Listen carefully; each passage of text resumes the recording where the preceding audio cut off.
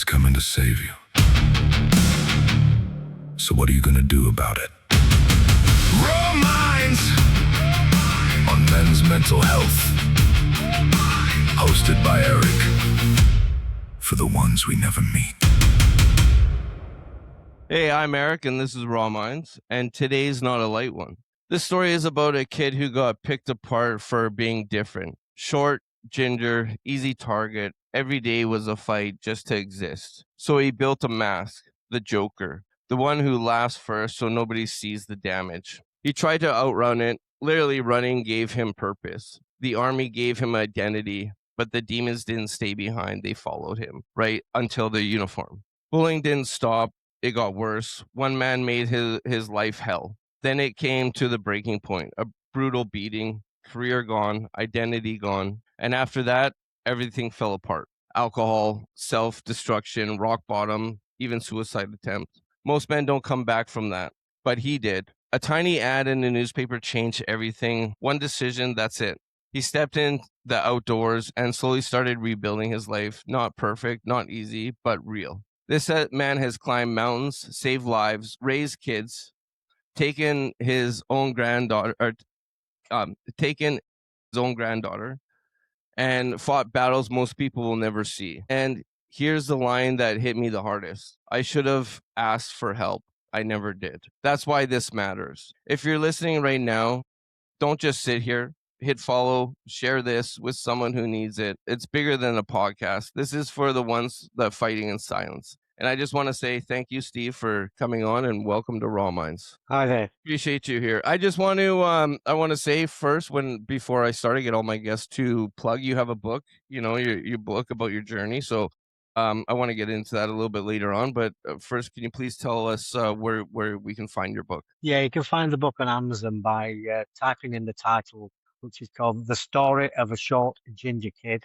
And on the second line, Bullied to Near Extinction. If you just type in the name, it will come up in Amazon. And it's got a picture. It'll be in the links as well. So it's a great front there. But I'll have it in the bio too, you guys. So scroll down, check it out. It's on Amazon.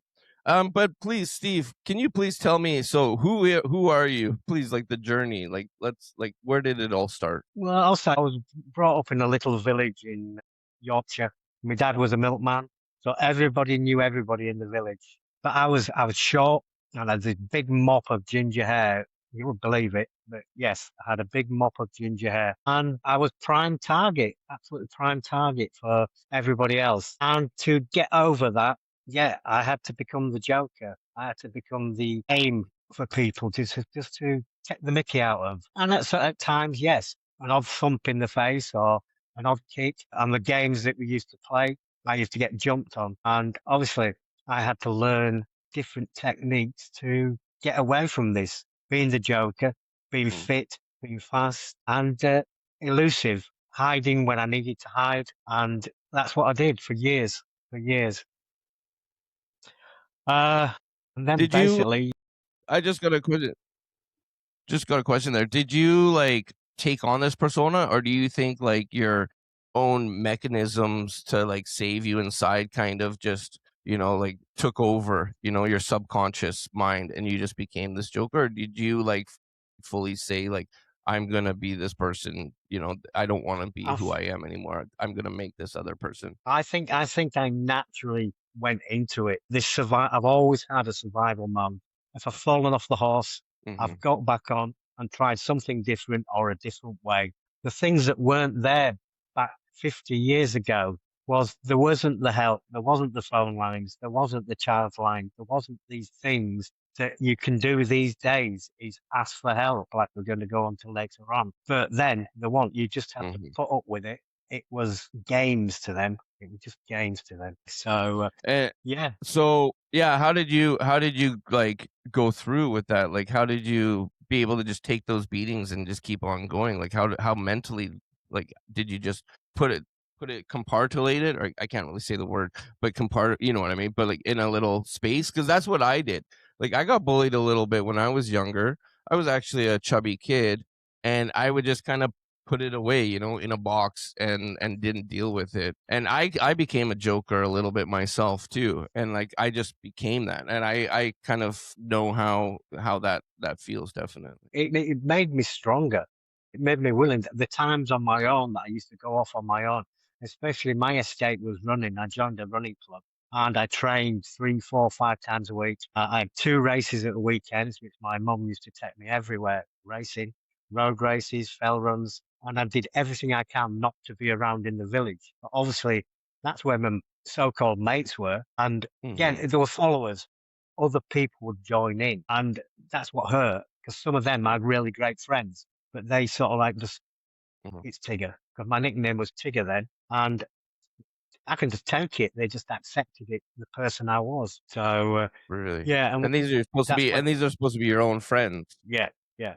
But they didn't have agendas. It was just natural to them that I was the short kid that I used to get bullied, Mhm. the short ginger kid, as in my book. Yeah. That is the name of the Yeah. title because I was a short little Yeah. ginger kid, and yeah, it did hurt. Well, you were running, you're saying. So what did running give you that people didn't? It gave me a focus. It gave me a Yeah. direction. It gave me an escape. And I wasn't around people that used to bother how big I was, how tall I was, what colour my hair was. I was just an Mhm. athlete that used to just run. And I used it a lot of the times when the bullies were on the school bus. I'd run the 3 mile home and I'd try and beat the bus home, which a lot of the time I did.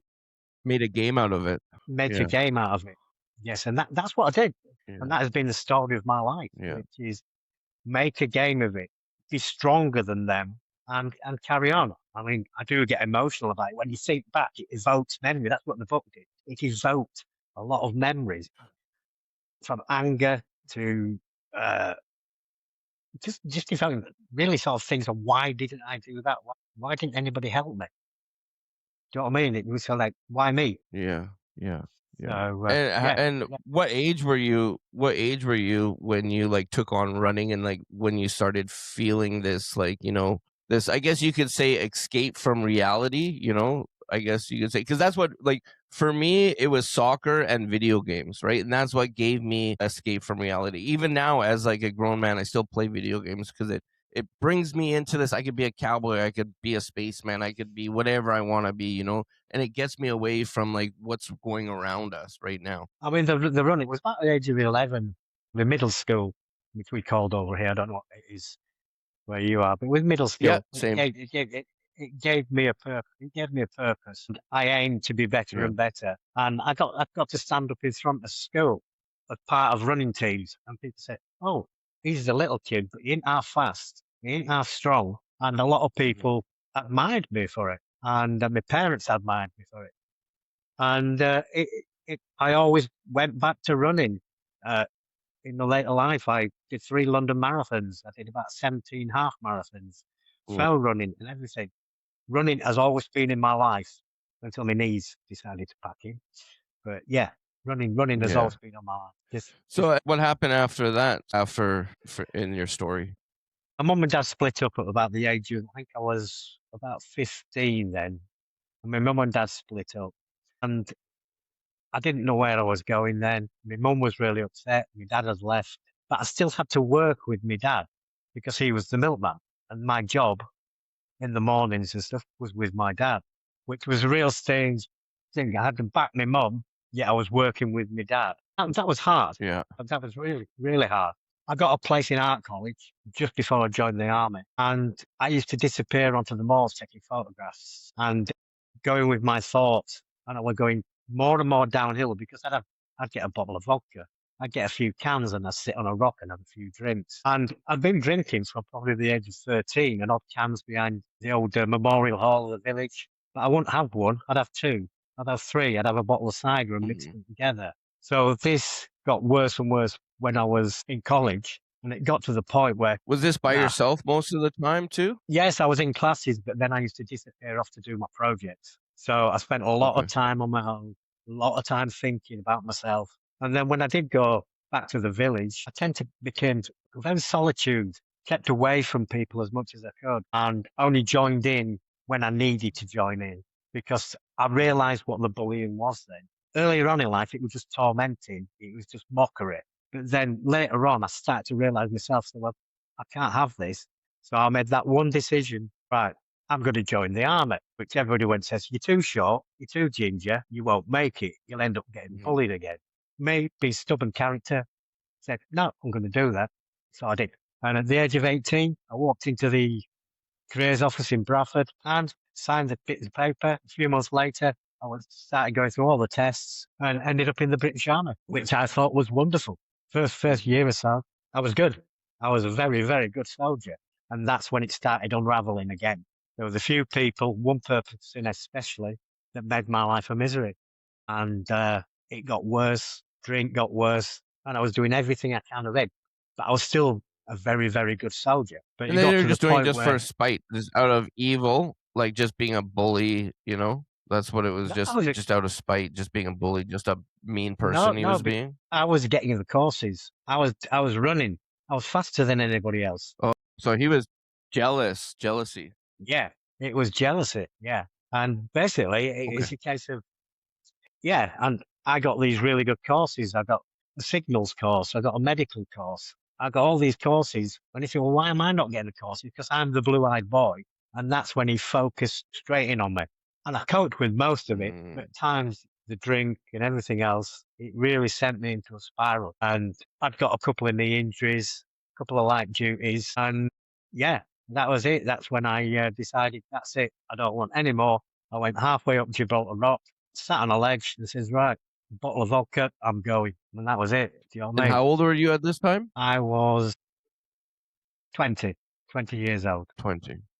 Wow. That's Yeah. just a kid too, right? And then have to, and like just being in that mind frame and so young, and just being like, tormented. Like I've been there, man. I know what it's like, and going through that is just, it's a horrible feeling because you're supposed to, these are the best times of your life is supposed to be, you know what I mean? And hanging out. And just because someone's jealous, I get it. Okay. Kids are mean. You know what I mean? Like kids are Yeah. mean. I was mean too, because I got picked on. So I became mean, I became this persona, right? I get it. But when you start getting a little bit older, man, like, and you're mature and stuff, and like, it just drives me insane, and even as adults, it happens now, and it destroys you. Like you're saying, you went, and because of all these thoughts, because of all this pain, and people don't understand the affliction or whatever it's called that they put on people. You know what I mean? And this pain that they can really, because it put you to the point where you were standing on a rock,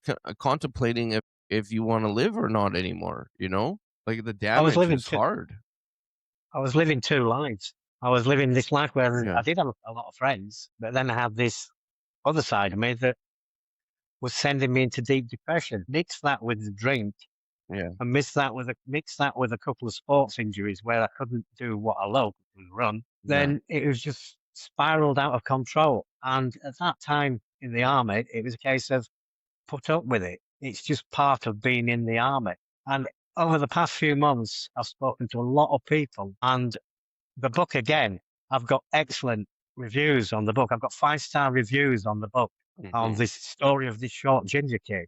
I've got absolutely loads of really good reviews. And they said, we can't put it down, but it relates to me so much. And this book has helped me come to terms with what you've gone through. But it's such a parallel, Hmm. same thing that's happened. And it's been really good to speak to these people.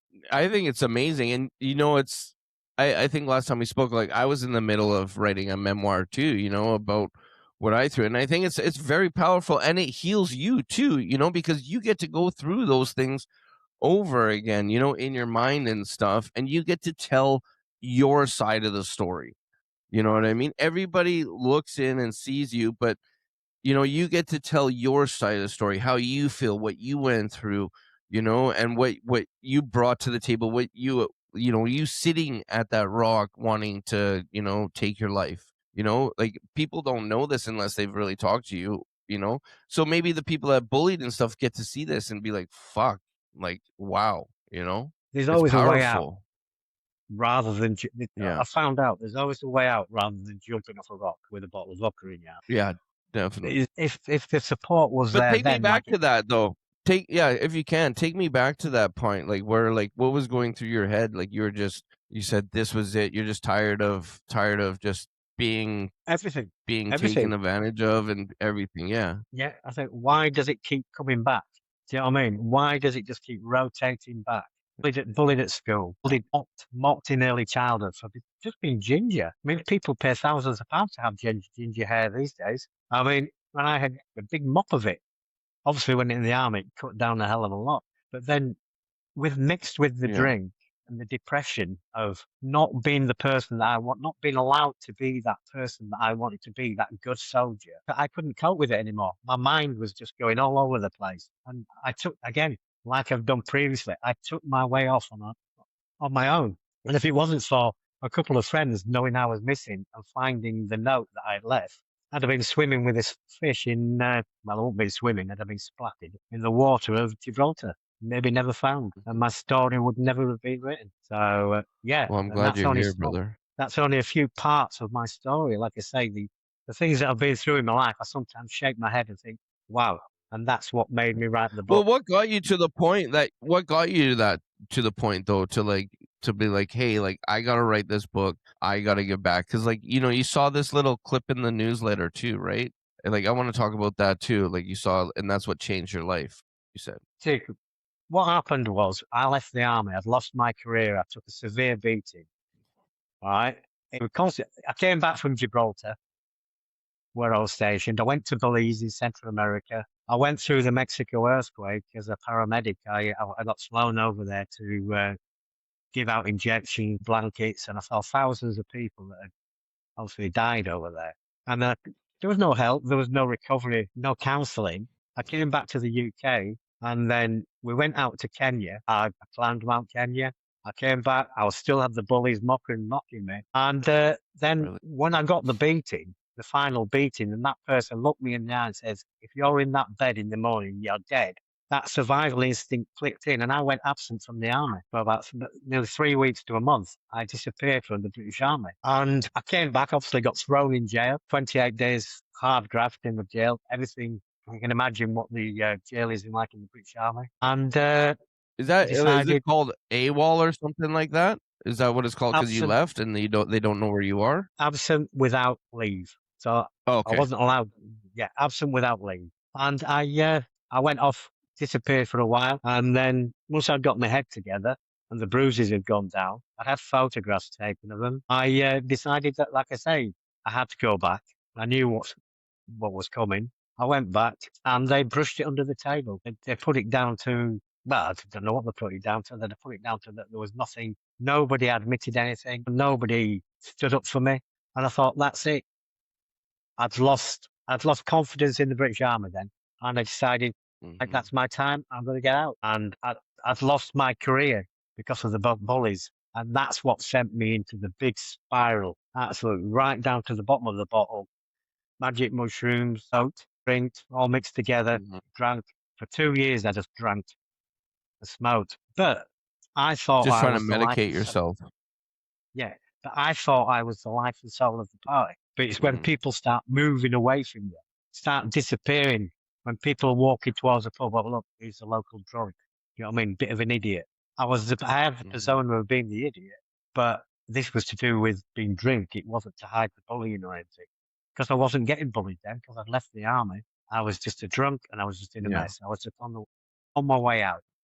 That was it. Then that was it until I jumped off a rock, crashed into the local glen, bounced a few times. A local dog water found me, and I got rushed into a clinic, blah, blah, blah. The mental health and stuff like this. So I didn't know where I was. I didn't know who I was. I'd lost me. So I just didn't want to be here. And that was it. And the journey continued. I wasn't in there long because, again, they just try and get you off the drink and then put you back into society. Spoke to a few people. I met somebody. The mental health, sorry to cut you off, but the mental health system sucks. It sucks here in Canada. I know it sucks in the States, and it sucks in the UK too. I have some friends that live over there. Same thing, like in Canada, I've said this before. I had a friend that was suicidal, and he was actually admitted in the hospital, and they let him go a couple days after. Like, they held him for a little bit, let him go a couple days later, and then a couple days after that, he ended up killing himself. and just let Yeah. them go. Like, oh yeah, no, you know what I mean? It's sad. It really is sad. Yeah, so at that point, I was at my lowest ebb, but I wasn't drinking. That was one thing. I did dry out for a few weeks, and I met another soldier, Mhm. and he says, "Right, let's go off and do this private army thing." So off we went on our trace, and it turned out to be a big con.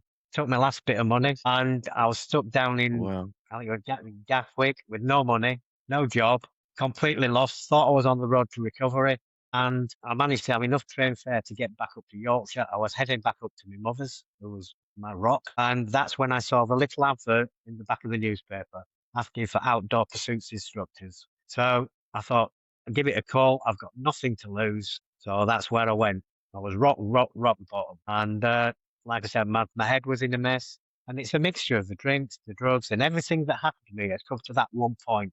And rather than going, let's hang myself from a tree, I thought, no, I've got to survive this. So I took a chance.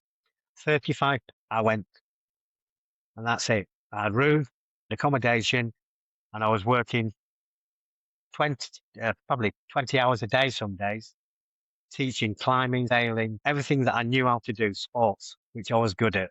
And I became good at it. I became a Did chief you learn the instructor. climbing and all that in the army and stuff like that too? Like, did you learn that stuff, or did you know that just from before the army, like the climbing and stuff? I was brought up in the Yorkshire Dales. It is rock climbing and mountain Okay. walking, well, small hills compared to Canada. Okay.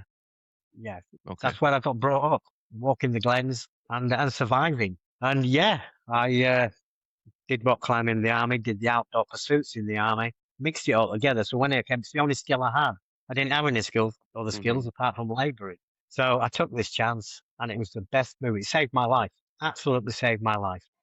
I just got crazy goosebumps right now because like that's amazing, and it's something that you love to do too. The outdoors is something you love to do, and the way they say, do something you love, and you'll never work again in your life, right? It was a lifestyle choice. It wasn't a job. It was a lifestyle. I met Mhm. some great people that didn't know about my background. So it was a clean slate. I was the Mhm. joker. But I could do it on my own terms. I didn't have, it wasn't a persona anymore. It was just me.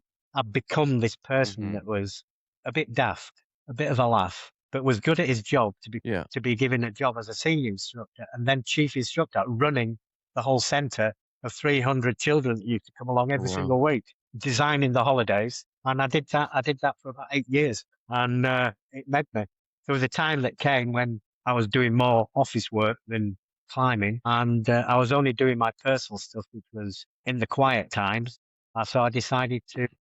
Well, I'd met another lady, and I basically followed her down to Essex, where I stayed for the next 30 years. Still continuing my outdoor pursuits and my running, but again on my terms. And yeah, no, it made the person that I am now. So yeah, That's amazing, man. yeah. But how did you get to the book part? Like, how did you be like, okay, now I'm gonna write a book? Like, what like inspired you to be able to do that? Like, what popped into your head? Well, a lot of other things went on. I got 2 or 3 different jobs. One of them, a good friend of mine died very suddenly of cancer. A few things My happened. condolences. A few injuries that I wasn't running as much. I did the London marathons and stuff. And then I met this lovely lady about ten years ago. We clicked. Chalk and cheese. Yeah, hates camping, hates walking up mountains or anything like that. But I introduced her to camping. Loved it. We went on a few holidays, and we ended up eventually being together, moved in, and then in the middle of COVID, we had another. It was like a book. We got married in COVID. Well, it wasn't actually in COVID. On the night of COVID, we arranged it, and there was only going to be 2 friends, not going to tell anybody we were getting married. And we basically booked a venue that got cancelled because of COVID. So I booked another one in a different Mhm. county, told them that I wasn't really living there, and then we went to this big golf resort where they knew we was coming. It was done out like a winter wonderland. We had the ceremony, went up there, and on the night of the wedding night at midnight, the whole country went into lockdown. So we did it by a Really? day. We did it by an absolute day. Wow. Wow. Amazing. We after that, then circumstances changed, and we ended up taking on my granddaughter. We fostered her, went through all the procedures, and then moved to a little village away from Essex And that's when I had time. I sat down. I thought, I'm going to write my memoirs for my own benefit. And I started jotting down little notes. And once one little note had come along, it evoked a memory of another little note. And then eventually I got 65,000 words and 248 pages. So people said, well, why don't you publicize them? And it's not there to make millions. It's there to, as a self-healing, to think that these bullies and these people in the past, I'm better than them, but I'm not going to be one of them. So I can forgive. I can remember that I can forgive. And if anybody wants to talk to me about bullying, like I said, the first thing you've got to do now, because of Afghanistan and things and all these help things, is just dial one of these numbers and ask for help. Talk to somebody, ring a friend, and say, look, I'm having problems. I need somebody to talk. So yeah, and that's where the book evolved. Well, I want to touch on that actually, since you bring that up. You said that you didn't ask for help as a kid, right? Before. What stopped you? Like, was it pride, fear, or something deeper? Like, why didn't you ask for help? I don't actually know. I think it's because I got used to it. Because it started at an early age, it started off as a mockery and being tormented of being ginger and short. The words, the names and stuff like that. I got used to it. It was part of my life. Yes, I was getting more and more depressed, but without realizing. I was drinking more at the back of the local village hall, but without realizing it. And there was nobody else there. Yeah, you're going like stop. autopilot. Like, yeah, you're like on autopilot. Yeah, okay. Stop. And it's okay. Gradual progression through your life of going, right, okay, carry on. Right, okay. It's part of my life. It's part of me. This is the person I am. I've got to accept this. And I accepted it for 20 years. And it came to that point. And obviously, there'd been 3 suicide attempts in my life up until I was 28. A lot of drink and lots of other things happened until that little advert really changed me. And that is what saved my life. The Adventure Centre saved my life. A complete change, a complete breakthrough. The person that I asked when I did ask for help, the person that I asked was my mum. I went to my mum, what do you think? And my mum turned out to me and said, look, we've got nothing left here. Just go for it. So I did. I just got crazy goosebumps. I want to say this, though. If you could right now sit across from your younger self, what would you say to him right now? Grow a pair of balls. Passionately stand up for myself. Because I never stood up for myself. I'd disappear. I'd move away. If something happened, I'd be an idiot. I'd do something stupid. Like shut down? People would laugh. Would you shut down? Well, no. Yeah. Well, people would laugh at me. Right. And I thought, well, if they're laughing at me, they're not bullying me. So. Okay. But you don't realize that when you're younger. And like I say, there was no helplines. There was nothing then. You had to do it yourself. And that's what I've had to do. How did your parents like guide you through this? Did they know about this stuff going on too? Like, did they know or? No, not at all. They didn't realize. Really? And obviously when they split up, there was more going on in their lives than our lives. Yeah. So we had to basically survive ourselves from the age of 15 to 18, finding our own way at probably the most important times of your life. There was no guidance. There was support and love, but there was no guidance. There was nobody standing there saying, look, I know you're drinking. You need to stop it. Why are you doing it? There was nobody to sit down and actually sit me down and go, damn, but you won't ask there. You're not big enough to ask. I mean, I'm just a little kid. I was shy. Yeah. If somebody mentioned a pair of boobs, I'd go red. I'd be embarrassed. I wasn't confident at all. Yeah. Whereas now I can stand up in front of 300 people and give a lecture. I would never have thought I can that. Yeah, see, I can relate to that because like that's what happened. I just want to say this to people if you haven't heard before. I was 5 years old and I this is kind of funny. I got PTSD from eating meat because I got in trouble. I went to this camp and I got in trouble, and one of the camp leaders or whatever they're called, literally we're sitting down in like the hallway, like the mess or whatever, like where you eat, and she was sitting on the other side of me, and there's these like McDonald's trays or whatever, the trays that you for the food. Yeah. And it was filled with cubes of meat, and she literally stabbed it with a fork and would shove it in my mouth, stab it again, and then hold it in front of my mouth till I was done, then stab it again, and just did that. And I would get up and run to the bathroom, puke it all out, get back up, run and sit back down. And she would do it again, do it again. And then I'd run and puke again. And I actually got PTSD from eating meat. I know it sounds crazy, but it happened. And I did not want to go and tell my mom what happened. I was a young kid because I got in trouble. I thought I got in trouble, and that was my punishment. So now I didn't want to tell my mom because I was living with my mom at the time, and I didn't want to tell her because I didn't want to get in trouble again. So I kept that secret until I was about 16 years old, and I didn't eat meat. And then I first started eating meat when I was 32. I'm 42 now, so 10 years ago, I first started eating meat again. And it was wild, though. I'll tell you, it was like every time I wanted to eat meat through my whole life, it smelled so good, I would want to eat it. I'd put it in my mouth and then I would instantly puke because the PTSD brought me back to when I was a little kid and running to the bathroom because I was scared and I was puking it out of my mouth because she was just shoving so much in my mouth. So I know that the feeling of like not, and I was scared. Like I didn't want to. I just sucked it up, man, and lived with that till I was about 16 years old. So Yeah, yeah, pretty crazy. you have to do it. I mean, my kid brother, he came out. He's 10 years younger than us, and he came out. He came out a very little. He was a very little baby. He was in hospital for about a month, and this came out. My mum basically, he was there to keep the marriage together. It didn't work, and he was sort of like had to go see me dad and things like that. Uh, he got to a point. He was in a relationship, and he tried to kill himself because his relationship broke up. But then he traveled around the world. He became a top diver. He moved to Australia. He went Wow. over. He moved. He was in. He had two friends killed in the Boxing Day tsunami, and he went over there and he did relief organisation work for 3 months. They built a boat in his name. He now he does Wow. stand-up paddleboarding in Australia with his three kids. They're all academy footballers, and he's really survived, and he's come out of it as well. And like I say, he's died in the Galapagos.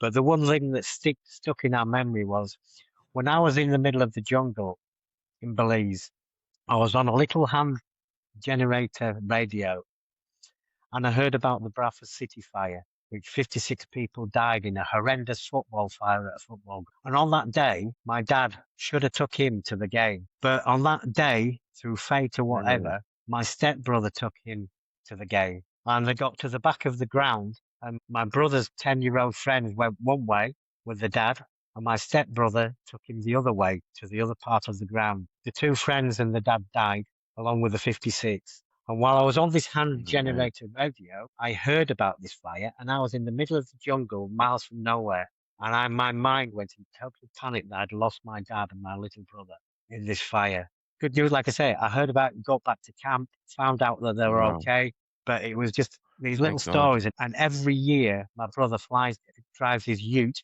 over Sydney Harbour Bridge with a big flag, Bradford City flag, saying, "Remember the 56." This is what my book about this Yeah. hundreds of little stories about my brother, about the earthquake, about jungles, about deserts, about mountains. But then they're the good times. But then there's the mental health that I suffered all the way through. And I think filling my life Yeah. up with as much as I can has helped me through my mental state to be stronger and stronger and stronger. And actually Yeah. talking about it now.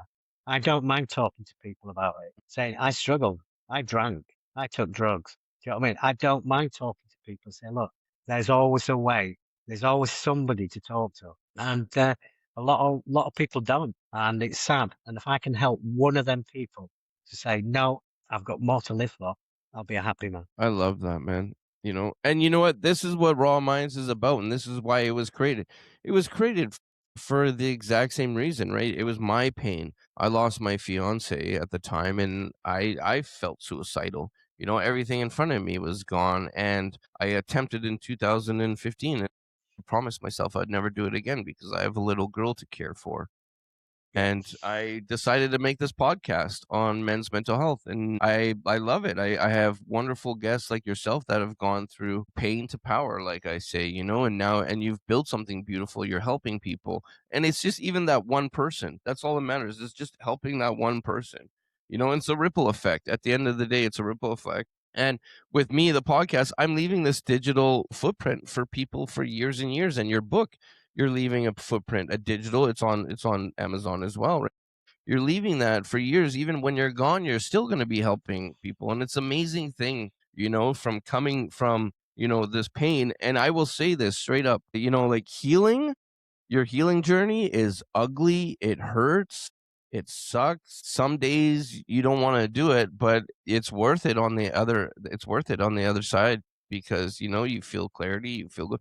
And I mean, I've done my healing journey, but I'm not perfect. I still deal with depression. I still deal with these things. Just because, I have a podcast on men's mental health, I talk about these things. I'm an advocate and all this other, it doesn't mean that I'm perfect. No, and this is why it's Raw Minds. Like, I suffer from shit every day, but this is why it's real. And this is why I like to have real guests, real people come on and share their real stories, because this isn't scripted. This isn't any of that shit. This is real shit. And this is what people really need to see. At the end of the day, Yeah. this is raw. Yeah, I agree. I agree entirely. I'm here for other people now. I'm here to help other people. And Yes. if I dropped yesterday, if I dropped tomorrow, if I had a heart attack or whatever, I know that my book of life is full. My book of life, my story, Mhm. and I know I've filled it right up to the brim. I haven't just sort of sat there and moped about it, and now I've actually documented it in the story of a ginger kid as well, which is good for everybody to read. It's a really good read. I'm a big toad. Mhm. I'm not just blowing my own trumpet. It's a case of yes, it is a good read. So yeah, Yeah, and it's my, real life. Like, it's real stories, real life. You went through this, you lived this, like, it's real life. So people get to see outside the box of, like, maybe they didn't get to live that life. Maybe that, you know what I mean? And they get to see it. It's real shit. And what better is real life stuff? We crave all the reality TVs and all that other stuff and the documentaries. I mean, this is real life, and you lived it, yeah. and it's a story, a beautiful story from, where you started and where you are today. Like, you can't beat that, you can't beat that. It's beautiful. I mean, that's like doing the hardest thing that I've probably ever done out of all the mountains I've climbed and all the races I've run is looking after a 4-year-old at 60. I tell you what, Hmm. that is harder than anything else. I tell you what, it's something that we had to do. We had Hmm. to do it. She would have gone into adoption. Nobody would have ever seen it. And she's a wonderful, wonderful girl. And she keeps us I'm busy, proud of believe you. me. So, yeah, I I'm mean, proud of you.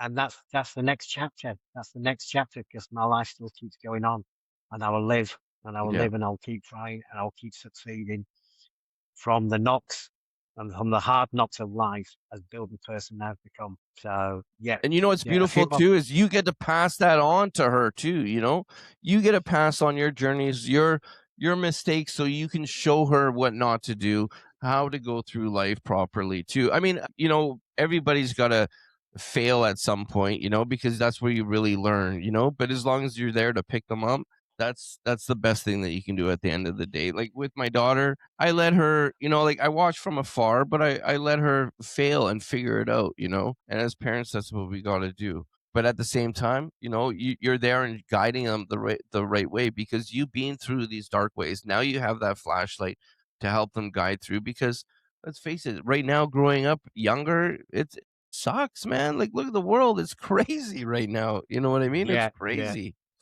So, I wouldn't like to. I you wouldn't know, like to be a child in this day and age, really, because we didn't have mobile phones. We disappeared from yeah, morning to night. Didn't go back to our yeah. parents. We just disappeared into the hills. We used to do jump into peat bogs and jump into snowdrifts and just disappear for the day. And Mm-hmm. they didn't used to worry. And at the end of the day, if you couldn't get home, you'd reverse the charges on the phone box. Can you come and pick me up? And that was the way of Yeah. life then. Mobile phones have killed the world. So yeah, Yeah. Well, social and then, media. like, wait, the lights came on, you would come home, right? All the neighbors knew each other. Everybody would gather. I remember all the families would come together, like all the members. Like, that shit doesn't happen anymore. Like, at least for me, I saw it all end. Like, you leave the doors open. All you cared about was scratch knees. As a kid, it was just scratch knees, making jumps, doing this. Now, my dad used to call it the heads down club, because everybody's got their phone and they're just walking around with their heads down, right? Like, that was me. Like, I didn't have a phone growing up. They just made, when I was in high school, they just made the big brick phones. Remember the big brick ones with the Yeah. big antenna? You got to pull the antenna. And then they had pagers and stuff after that, right? When I was just, I think I was in oh God, I think grade 11 when pagers came out, something like that. But yes, and I agree. It's messed everything up, right? It has. But they It say, I think also mentally. Pardon me? don't be alone. Don't be alone. There's people out there. Yeah, Speak to people rather than just yeah, texting them. You know what I mean? It's yeah, just too easy now to just disappear into a phone where you can, when you need that house, you sat at home and you're on your own, and there's all these thoughts going through your head. Speak to people, yeah. talk And to then you know people. what? You know what I mean? That this is dangerous too because this reads like whatever you say, whatever you say around your phone, it'll pick it up and it'll start giving you ads or whatever. And if you're like in a dark spot, man, maybe it'll send you some like maybe dark memes or whoever. Like you got to be careful with these things, man. You got to be careful, like Yeah, especially when you're in that. yeah. I might be lacking a bit But of hair now, and I've got a few more aches and pardon pains, me? but the mind is still strong. Yes, definitely, definitely. Yeah, Well, see, I just want to say, man, I really appreciate you coming on Raw Minds here and sharing your story. I think it's great. And your book too, like in the cover, I love the cover. I really do. You guys got to check it out. The link will be in the bio, and if you wanna say again your book, and I'll put it up on the screen again here for you, more yeah. people can find it. The story of a short ginger kid bullied to near extinction. And you can find that on Amazon. You'll find the links below. If you got, yeah, show it up, please. It might be backwards, There it but I is. don't know. There it is. That is the book. No, it's I have everything perfect. Yeah, so it'll show perfect. Okay, Yeah. good. Yeah, Well, that Steve, is the book. I really appreciate it, man. Thank you so much for coming on, man, and sharing your experience. And I'm really proud of what you've did with from your pain, you turned it into power, man. And this is why Thanks. Raw Minds exists for guests like you to come on and share your story. So I just want to say thank you. I really appreciate you I'd like coming to on. thank you for listening to me. Thank you to everybody who has listened and Yes. coming on to this. Thank you very much. Thank you. Hell yeah. Stick around and I'll just fill you in about everything after. But I just want to say thank you, everybody. I appreciate all of you, and we will see you on the next one. Take it easy. Thank Bye. you. Thank you. Thank you. Raw Awesome. Minds. Men's Mental Health. Hosted by Erick. Follow, subscribe, like, share. For the ones we never meet, you're not alone.